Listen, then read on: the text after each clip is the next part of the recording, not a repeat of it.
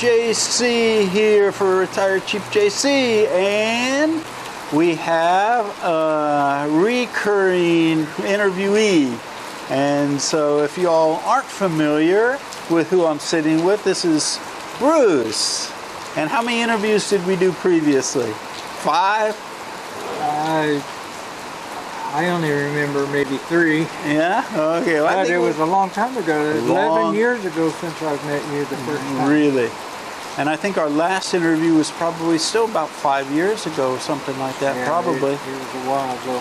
And to get everybody up to speed that didn't see those, your background was that you had been married to a Thai, and then you got interested in coming to live over here, and you went back and forth and did work in the States as a trucker to save up enough money to do your retirement in Thailand. And then you moved over here back in, what year did you move to Thailand? November 2012. Well, so 10 years ago, almost. Yeah, and I came the year before that for 3 months on my exploratory trip to see if I could, you know, what it would cost me to live for 3 months.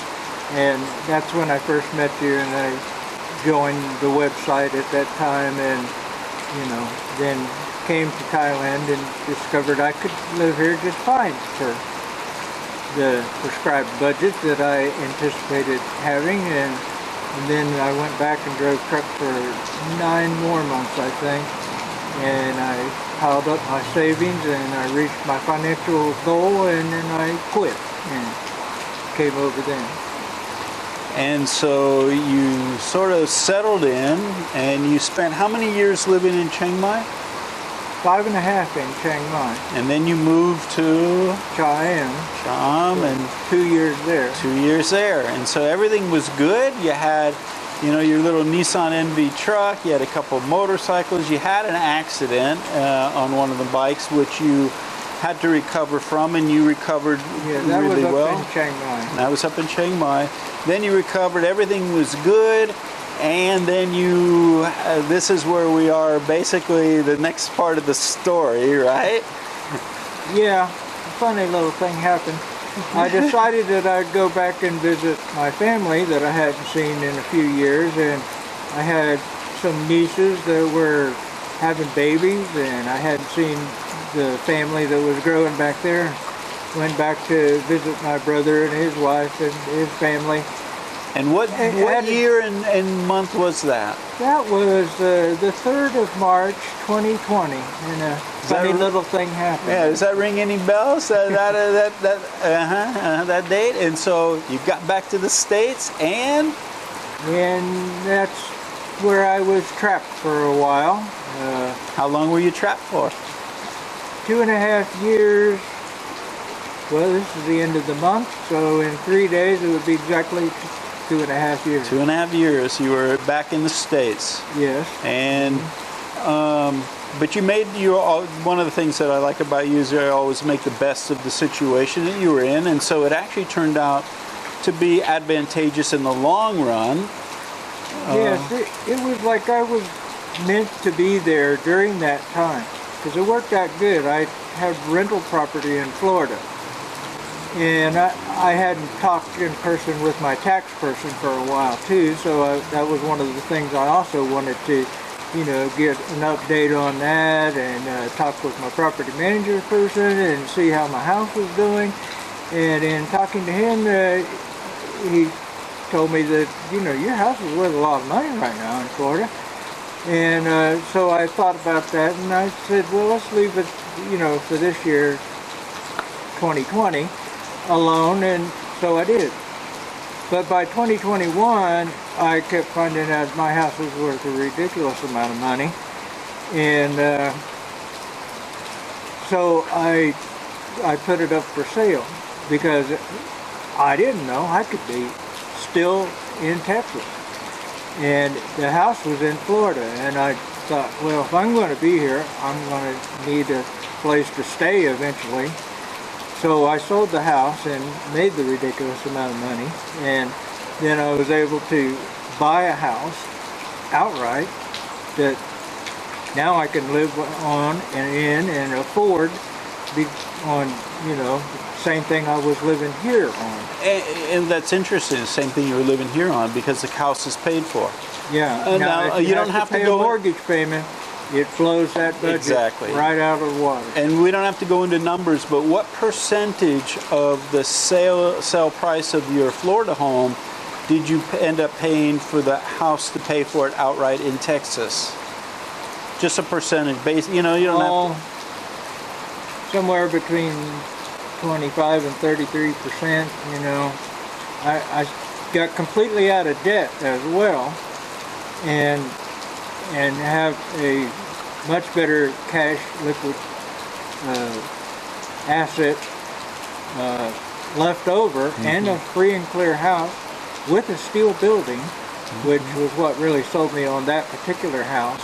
And I can rent that house, and in fact it may even be rented as we said, I don't know, but I have a property manager in Texas now, and they're working on tidying it up so the house has a storage building out in the backyard and a carport and a 2-bedroom, 2-bath house, and it won't bring as much as my 4-bedroom corner lot home with 2-car garage that, you know, was the newer house was bringing, but I don't have a mortgage on it, so I'm going to net more per month out of that little house in Texas than I did in my nicer house in Florida.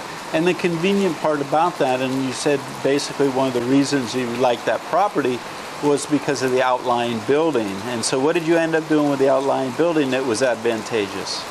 Well, I hung on to a van, and I had a bunch of stuff, and I was storing it at my brother's house in the loft of his storage building.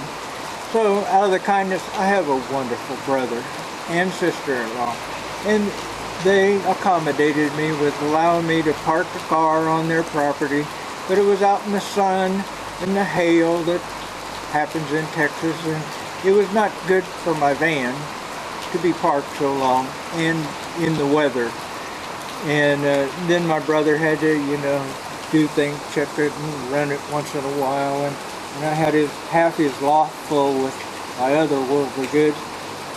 So having the steel building now allows me to have my vehicle completely covered. It's out of the sun and the weather and the hailstorms, and I have enough of a space to build like pallet rack shelves in there and store my worldly goods there.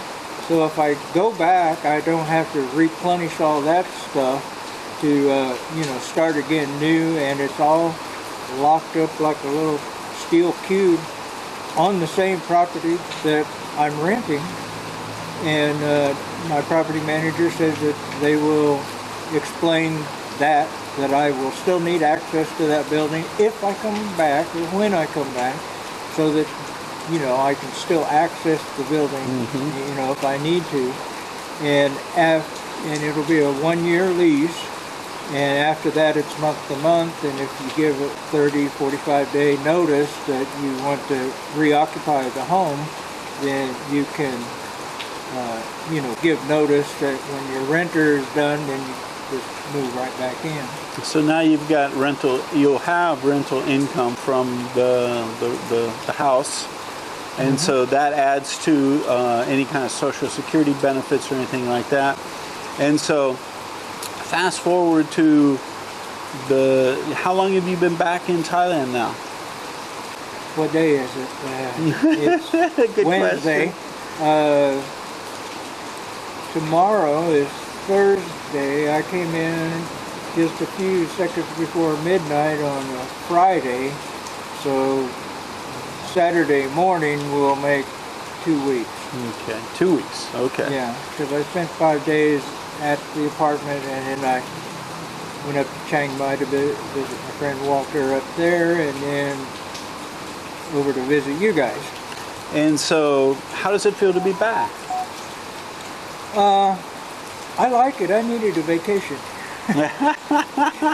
From America, you needed a vacation, huh? From America, and I actually when I moved in this house I bought, I got a good deal on it because it was overgrown. The people that had lived in it before were elderly and they couldn't keep it up, and the outside of it looked terrible.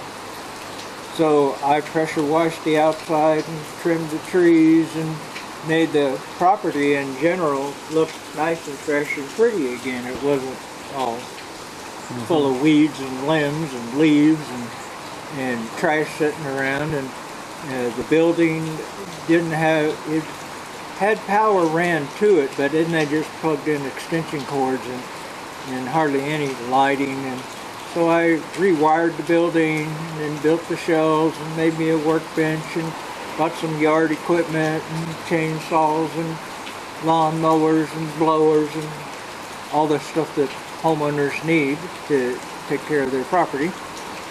So do you remember why that you wanted to move to Thailand in the first place? And now that you've spent that much time back in the United States again, do you still have that same feeling about the difference between living, say, in the United States and Thailand? Is there still that contrast, or has that changed? Well, there's things I absolutely love about living in the United States. And there's things that I don't like. And there's things I love about living in Thailand.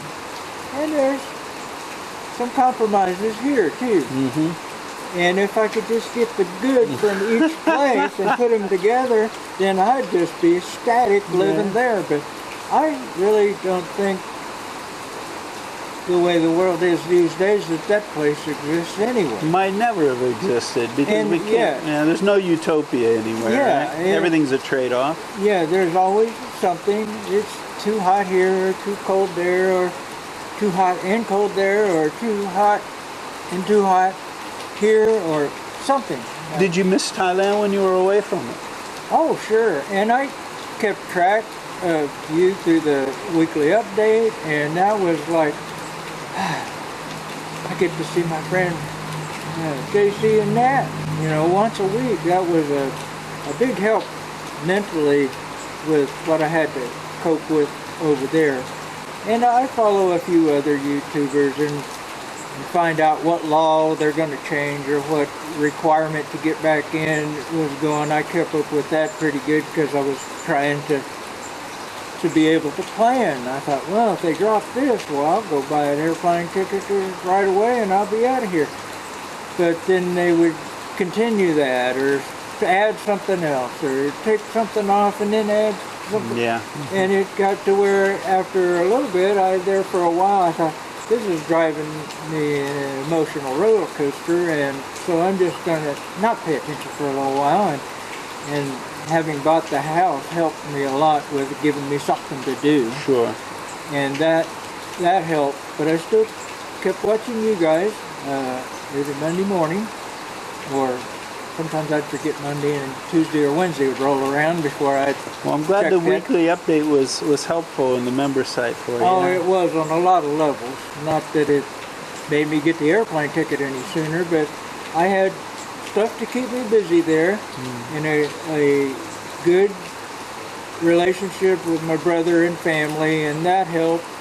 And so I didn't have anything like particularly pushing me, so I was just waiting on Thailand to make it to where it wasn't stressing me out to jump through all the hoops that I needed to get back here. Yeah, we had been in contact for a while, and every once in a while I'd touch base with you and say, okay, this is, even though I mentioned all that in the weekly update, okay, this might be a good time, let's wait and see, it might be an opening here, and the window of opportunity came up, and they relaxed all this stuff. I got your point every time. Yeah. It just, I had things that I had started that I had to let that play out, but I knew to be watching all the time, and I knew what my threshold was going to be for, and it was July 1st when they dropped that last deal, and I don't even remember right off. Probably the quarantine was a big thing. The quarantine and the mandatory jabs or whatever. They didn't.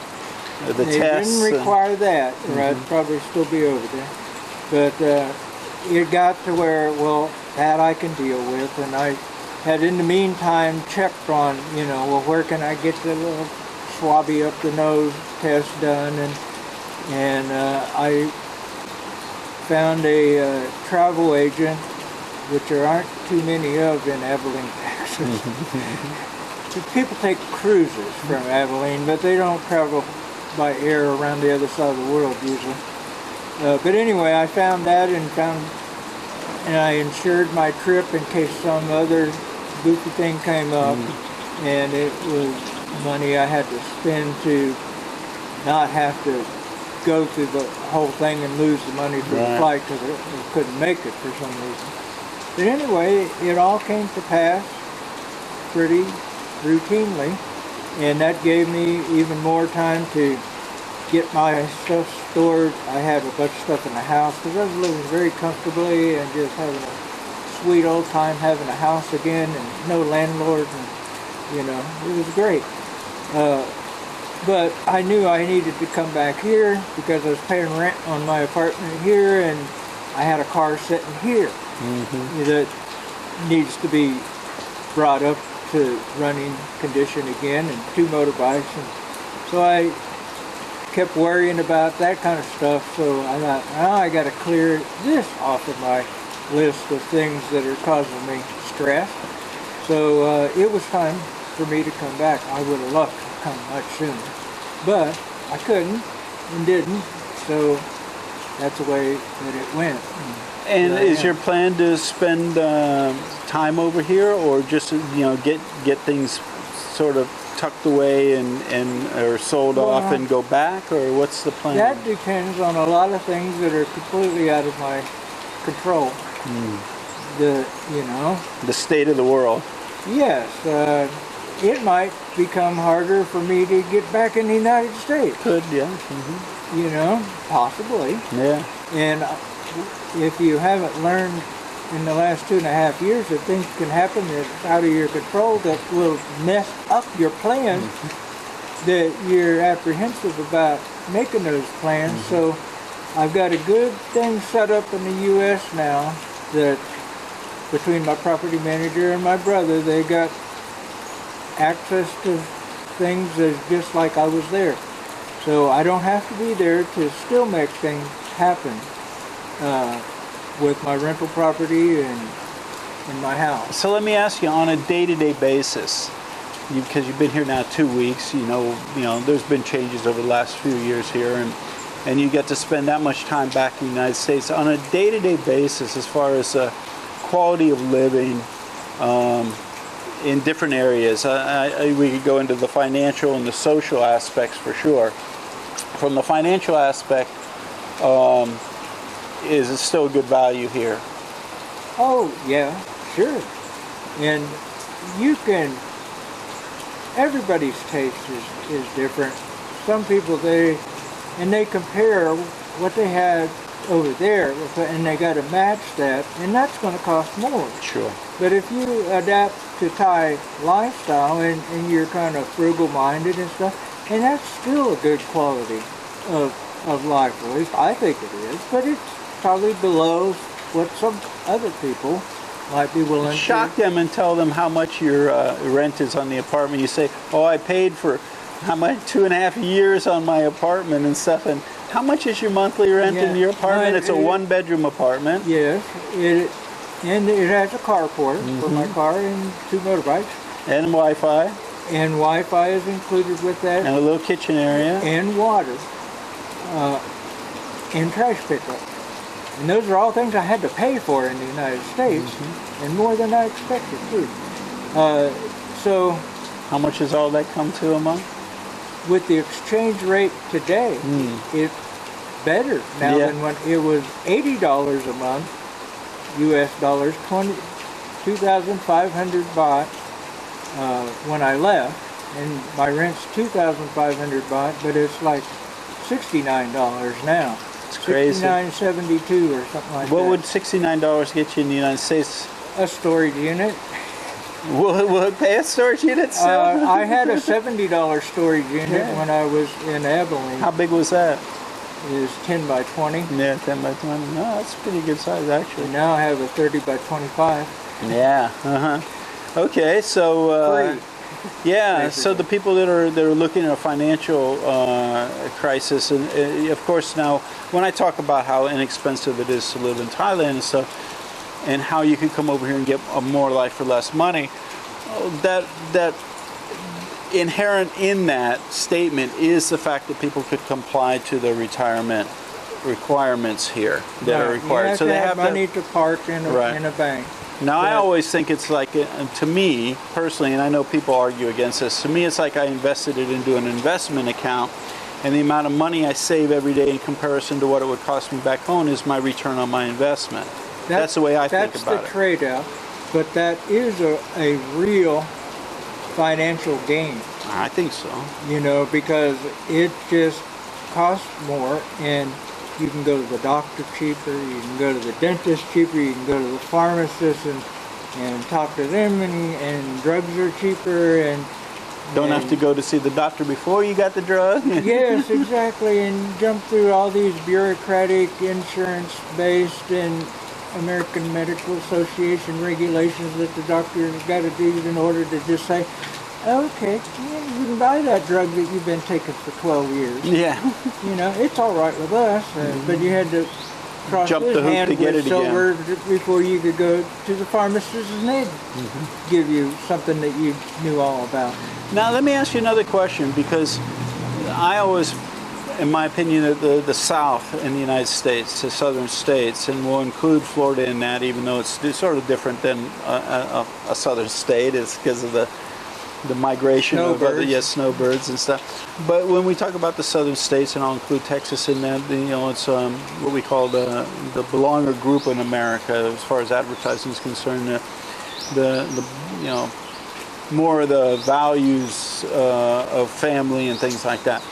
So it's more on a level playing field than, say, you know, people in New York or, you know, LA and stuff like that, when you talk about the difference between living in some place in the United States and Thailand. But coming from Abilene, Texas, it is more of a social aspect of life there compared to other bigger cities and stuff.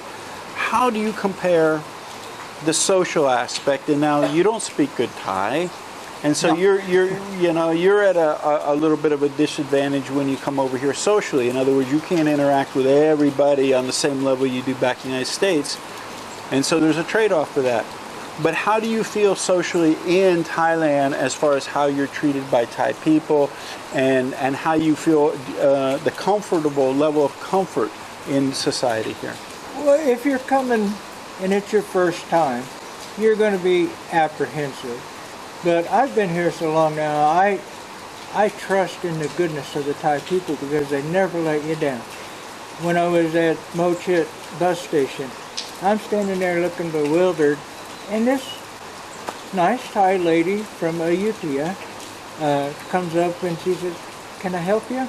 And she was on a bus too for moments before that, but she could tell that I was trying to figure something out and wasn't going so well. And she helped me, and you had sent me a picture of the minibus company that I needed to find, and I said, I'm trying to find this, and I'm looking for a walkway to get over the road to find this thing here, this company, and she looked at the number and tried from the picture on the sign, and she called them and talked to them, and they told her, and she said, yes, you need to go. And then she flagged a motorbike guy. So I got on there with my suitcase and my backpack and rode over to the nearest minibus little thing at a 7-Eleven and an Amazon coffee. And but it wasn't the one I was looking for, but one of the other Thai guys that spoke very little English, that was a minibus driver, he saw I read me that I was perplexed, and he come up, and I went through the same spiel with him, and he said, he told me to sit down and relax with sign language, and spoke a few words, and I understood a few of them. But anyway, I just chilled while he went back to the thing, and he made a few phone calls, and he saw me get up. I was going to go into the 7 to buy something, coffee or something. It was in the morning, 7:30 in the morning. And he said, just wait, he'll come. Park right in here. And sure enough, the minivan that looked just like was on the picture on the banner showed up. And that guy got in. He didn't ask me for no ticket, for no money, for nothing. Put me in the front seat of the minivan, so I was sitting right behind him almost. And I was the only one in the bus. And away we went. And you had me a little bit worried because we were in contact during this. I was worried too. Yeah, and the reason is because, and there are stories, and you hear about people being taken advantage of, and when you got that deer in the headlights look, it's an opportunity. He could have took me off to a parking lot. Well, not only that, I really thought that they called up, their buddy with a van. And now you have a private limo all the way from Bangkok to almost to Buriram. And Nat and I were going, oh God, what is this going to cost you? When you said you're the only one in the van, I'm like, oh no. Yeah, and then right after that, they stopped and picked up more people. Yeah, you told me that. You sent me the message. They picked up a couple more people. And then when you got here, Nat and I were looking at each other and said, well, how much did it cost you? And how much did it cost you for the 5-hour trip to get from Bangkok to where we are? 300 baht. Yeah, the equivalent of less than $10 now with the exchange rate. $9 and something. Yeah, for a 5-hour trip. Yeah, and it was just fine. And this goes back to what I was asking you about. Let me out, and I saw your truck, and that, and you was in the store buying something, a coffee, I think. Yeah, coffee. At the same CJ. time. So I just, I immediately I'd never been here, but I recognized. I saw the little sign where he's letting me off at a place that was... The picture that I sent you on the phone? that was just like, okay, everything matches, and it was funny how you sent me now I'm not very techie, but you sent me the Google Map thing, and then I could see where I was, and I follow along, and I knew about how far we were going, and then you said in another message that you knew where I was too, and he's keeping track of me also. Nah, you'd sent me some clues, that I left here, and then I figured, okay, I know how long it takes to get here and what time you left, and so we were pretty much, in fact, that we had just pulled up to where they dropped you off, I think 1 minute, 2 minutes before you actually arrived. So we're in sync in that way. But so that whole thing is an example of the hospitality here, or the helpfulness of most Thai people. And there's aberrations, especially around bigger cities and stuff, but that, to me, those kinds of intangibles like that, you can't put a price on it, obviously, because it's intangible, but those are the kinds of things that I appreciate about being here. Just like we're here at this little resort, and it's 650 baht a night. And I mean, it's almost brand new. There's nobody here but you. You like the minivan. You're here by yourself. And I stayed a night already before I paid just a little while ago. Yeah, we actually asked the lady, because you're going to stay another night. You want them to pay, and they're easy going. Yeah. And so these are the kinds of things. So how does it feel to be back? I mean, are you happy to be back? Oh, I like it. I like it because I wanted to see you guys and wanted you to see me, that I did make it back.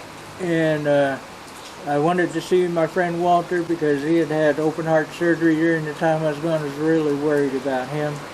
And I had phone troubles trying to get a hold of him, and my Thai phone died and I lost the number, and because it died I lost his email address and phone number, and I had it written down somewhere in a little book that's in my place in Siam. I didn't think to bring that book when I traveled, so I lost. You had to go look them up. Yeah, and so I was just through the website again, where you go to where it says contact, and I could contact you by writing you and then you email me back, and that's how I stayed in touch with you. Remember I called you a couple of times?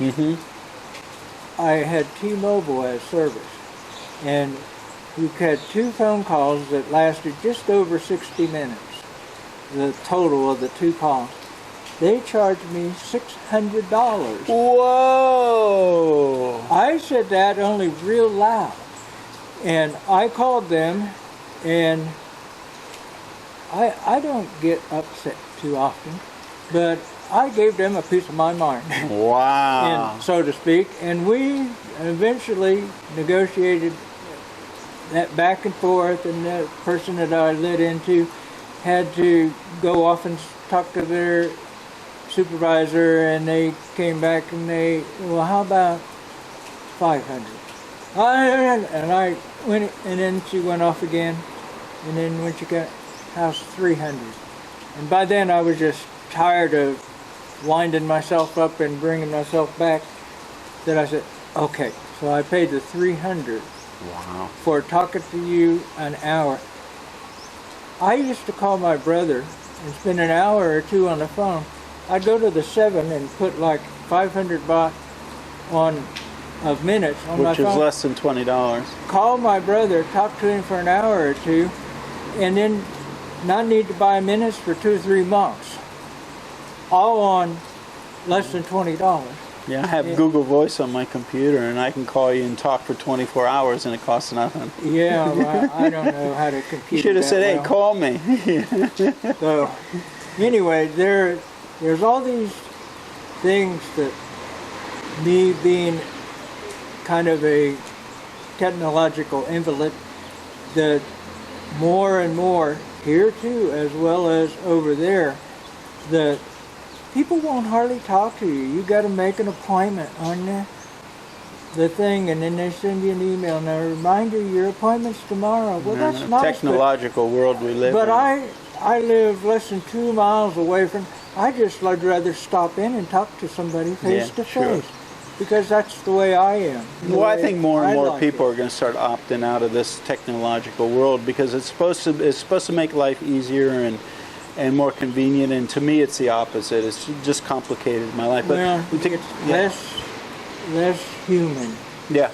It takes that contact of other humans. No, they're your friends. They friend you. Eye contact and read gestures of the face, and you talk to somebody on the end of your phone and you can't tell what they're doing. And that's been the problem with the masks too, that we haven't seen those kind of facial features. And the kids growing up here for 2 years, they don't get that input. But I wanted to go back. You'd mentioned Walter and his heart issues and stuff.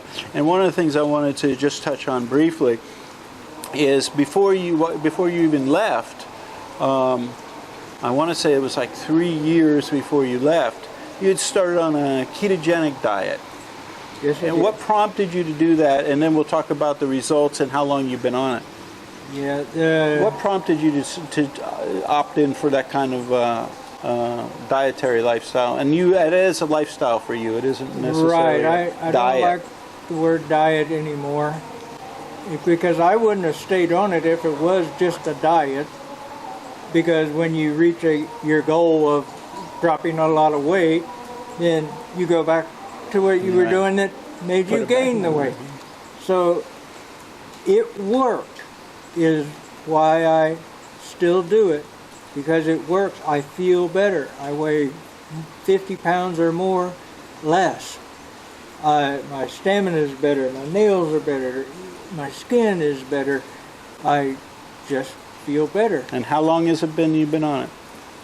6 years. 6 years. And when you were in the States, when you were in Chiang Mai, you had a health checkup. And how did all the results come back of all the tests when they ran? First of all, how much was the health checkup in Chiang Mai? This was at Chiang Mai Ram Hospital? And I walked in. I didn't make an appointment. Oh my God. Walked in early in the morning and, say, I want a health checkup. And they gave me a little thing and they said, you can get this kind of health checkup, that kind of 3 different price ranges. And I said, I'll take the cheap one there. It had a whole bunch of tests on it. And that's basically all I wanted was blood work to compare to my blood work that I just had done in the U.S. And between doctor visits and blood work, I paid more for just blood work than and I had to go back and wait a few days for the blood work to come in. I got Back that in the all States, done you had in to wait. one day, in a written little brochure with a little folder and everything. It was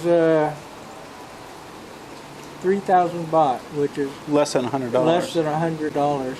And you know, I went in at 7:30 in the morning, and by 8:30 or 9 I was out of there, and they said come back at 2.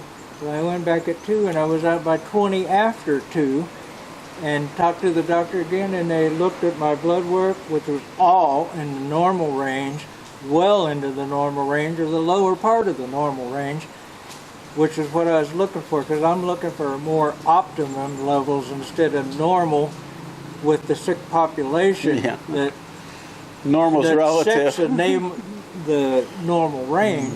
I'm looking to be as close to the blood pressure and cholesterol and triglycerides, and it was all in the normal range. And then if it's not, they make suggestions. You should do this. And I was given no suggestions for changing my diet. Whatever you're doing, keep it up, right? Yeah, it was like, yeah, boy, yeah, okay, see you next time. Cool. And I told that to Walter. He asked me specifically, he said, what suggestions did they make? And they said, I told him they didn't make any suggestions. They just said I was doing good. Yeah. And he said, you're the first person, except for one other guy that I know that's a fanatic about getting his blood work done. And everybody else has a list of suggestions, you know, things to do. And to me, those are things to do that I wouldn't recommend. Yeah, right, Like right. low fat. Yeah, not with a ketogenic diet. Eating butter will make your pants fall off. Well, I want to thank you for Yes, sir. everything, for being a friend over all these years, for being part of our RC Asia family for so long, and our support and help us do our charitable endeavors and all that, and that I was able to help you out and when I could while you were back in the States to take care of everything, and that our website was beneficial and helpful for you. But I want to thank you for everything, and thank you for sitting down and sharing your story with everybody. No problem. I Become a appreciate member, this guy can help you. Yeah. And take a lot of the hesitancy and scariness out of coming to. It's a wonderful place over here. It's just like back there. You can put yourself in a bad situation, you know, but it gets easier the longer you do it, and you're less likely all the time to not put yourself in a bad situation, and you love it over here. And you know, so far they're still letting us once in a while fly airplanes to the other side of the world, and you can go there too. Well, on that bit of advice, we'll say goodbye and thanks, and stay well and stay strong, and we'll be coming at you again, and hopefully these people watching might become members. And we got a new community site we're going to launch. It's going to be like Facebook for Southeast Asian expats, and so that we're looking forward to that and having people join up for that. And but thanks, and hopefully your rest of the time here, no matter how long you decide to be here, will be as nice as it has probably been. be a good long time. Yeah, all right. See you, JC. Out. And Bruce. Hey, JC here. If you like that video, make sure to give us a thumbs up and subscribe to our channel here. Also, we have another video up here you're going to be really interested in watching as well. And if you're looking for all the details of how to retire in Thailand in one place, plus a group of people to support you, check this out over here. Give it a click.